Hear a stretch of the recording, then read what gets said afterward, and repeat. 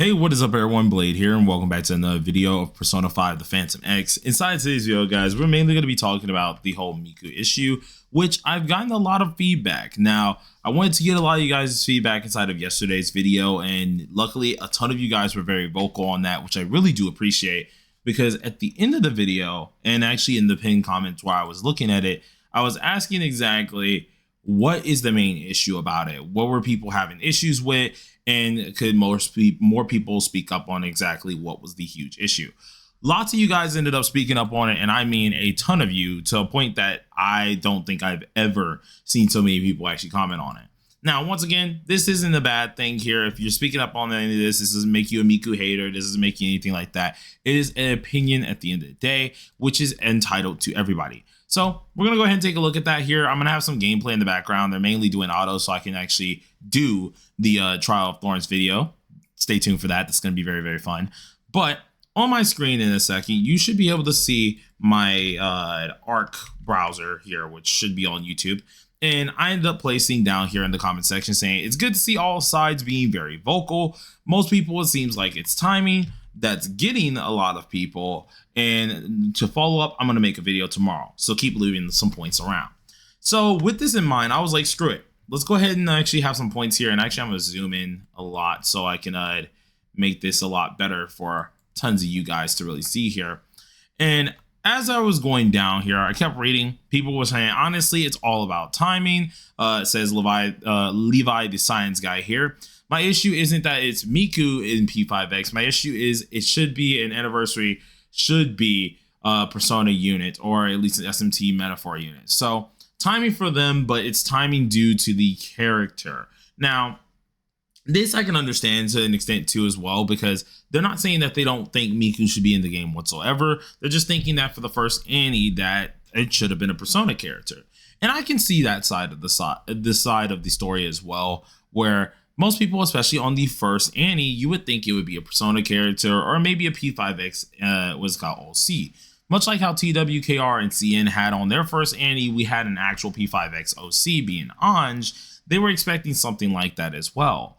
But it seems like since, of course, they got Ange early and we also had twins early, that the devs decided to go Miku route, thinking, of course, hey, this would probably make a lot of things better. Which it does seem like this is another thing that people have highlighted and did not really like how it turned out. Which honestly, I'm not really gonna be too mad about that. That's a good reason for it. And oh, whoops, I accidentally made it so you guys can see it for a second. But that's a good thing. That's a good reason for it. And it is like, you know, how it should be. Now, another comment that was ended up happening here that was very vocal as well was the fact that their only situation or their only problem with this is that this came out a little bit early. Now, I think it's a little bit up so you guys can see it here, that this came out early. Like, they understand that she is a P4 dancing character, so it's technically a Persona game, but a lot of special characters from the mainline game are still missing, such as Black Mask Crow, Lavenza for P5R, Elizabeth for P3R. Now, they did say that they understand that the CN servers are doing a dancing update. So right now it does make sense for them. But since it is the global 1 year, it would make more sense that Miku would be a second year type of deal.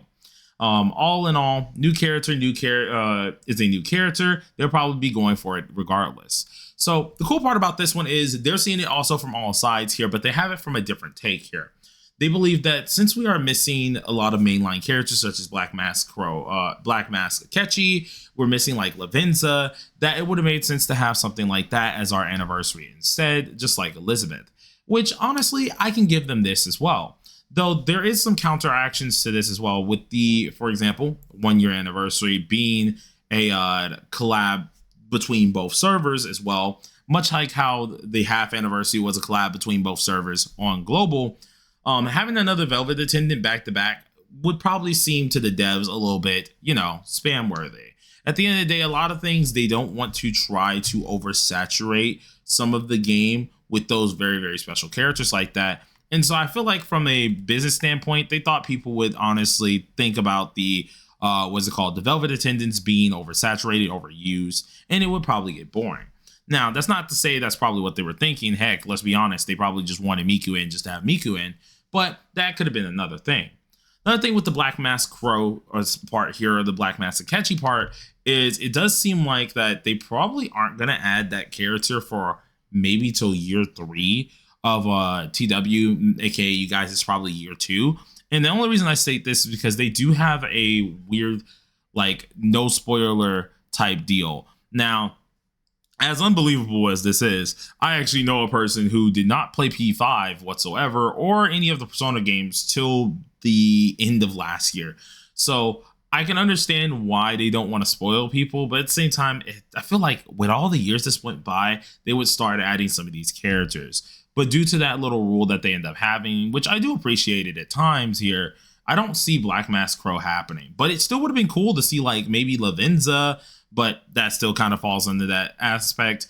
And then, or at least Elizabeth, because they did say P3R would have been a good chance or a good choice. The only downside is with P3R, how it is right now, they're taking a break from it on the TWKR and CN side, mainly to buy them not only time for the over amount of Tartarus that we've been doing a lot on the TWKR and CN side, but also due to at least trying to make sure we can have enough time for the P4R stuff to get ready so we can have a P4R specific collab.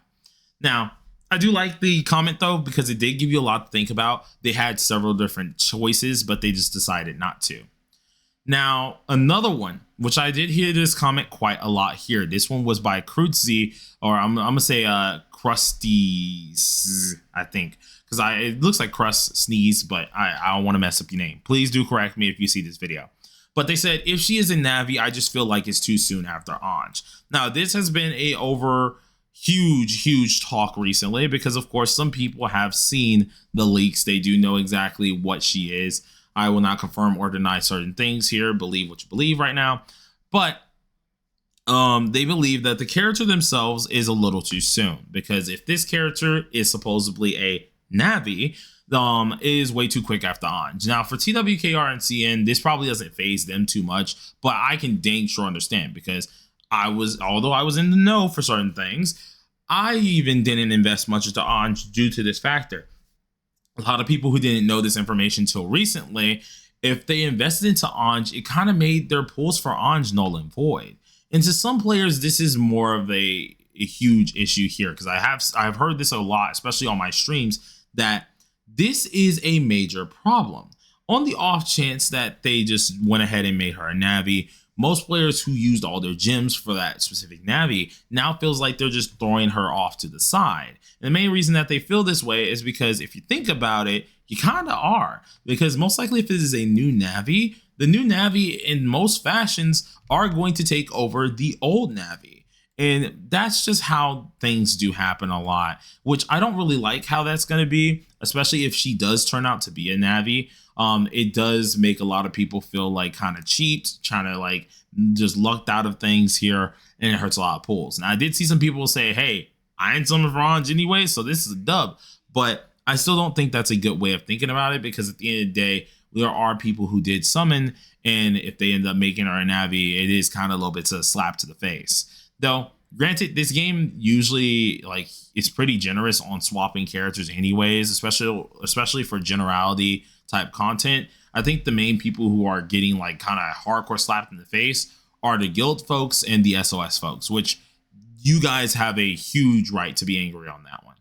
But that was another one of the problems that they were talking about here. As we continue going down here, we have another one here that says, I don't really mind her. I just think that they are casting aside a huge part of the players. Now, let them speak on this one, because this one is actually pretty darn good too. Huge part of players that they don't care about their right in the first anniversary of a game, which should be incredibly special and to celebrate the date. Now, I feel like to an extent this is a 50-50 correct little statement here as well, because to an extent, yes, I can give them that they are casting a huge side of the players apart, which is very true, because if you think about it, a lot of the players are here for Persona-based characters. If they are not playing Persona-based characters or Persona-based OCs, it's something that isn't really Persona as much anymore. So I can understand a lot of people's real anger and like distaste for that as well. It's not that they necessarily hate Miku. Heck, a bunch of these guys don't even hate Miku.